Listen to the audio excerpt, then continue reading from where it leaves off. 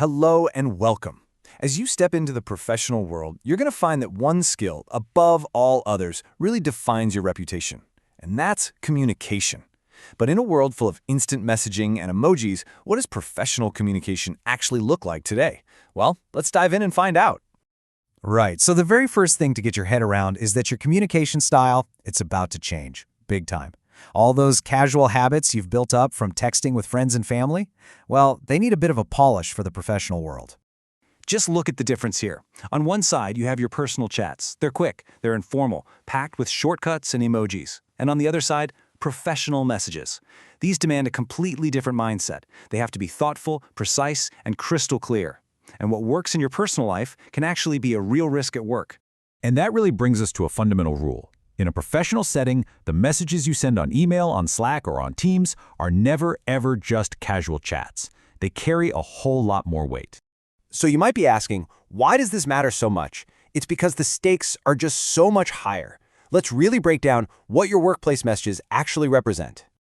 Every single message you send is a permanent digital record. Think about that. It can be saved, it can be searched for, it can be forwarded. It's basically a part of your permanent professional file. And because they're records, you have to assume they are being reviewed, not just by the person you're sending it to, but maybe by managers, by HR, or even by future colleagues. Your words create a perception of you that lasts long after you've hit send. So here's the most critical point. Your communication style directly shapes your credibility.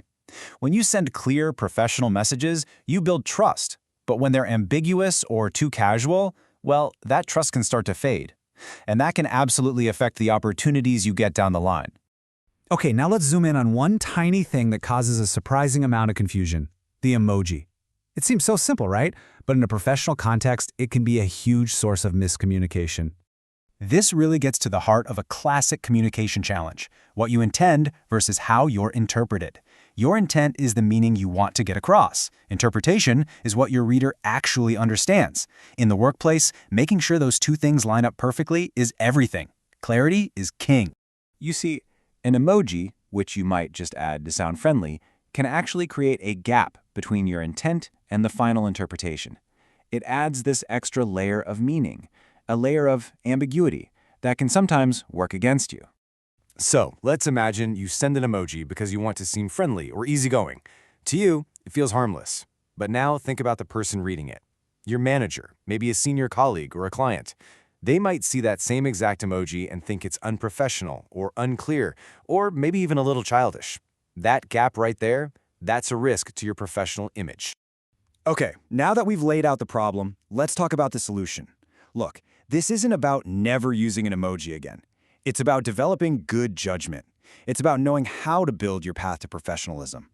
This path really comes down to 3 simple steps. First step is awareness, just accepting that every single message you send is part of your professional brand. Second, discernment. This is about learning to read the situation, the context, the audience, the company culture, to know when an emoji might actually help clarify your tone. And third is control, having the confidence to simply leave emojis out when you know they might do more harm than good for your career. And ultimately, this is so much more than just a rule to follow. It's a really powerful tool. When you master professional communication, you gain control over how people see you at work. You get to build a strong, credible presence, right from day one. So I'll leave you with this one question to keep in mind. Before you send your next work email or your next message, just take a second, pause, and ask yourself, how will this message build trust?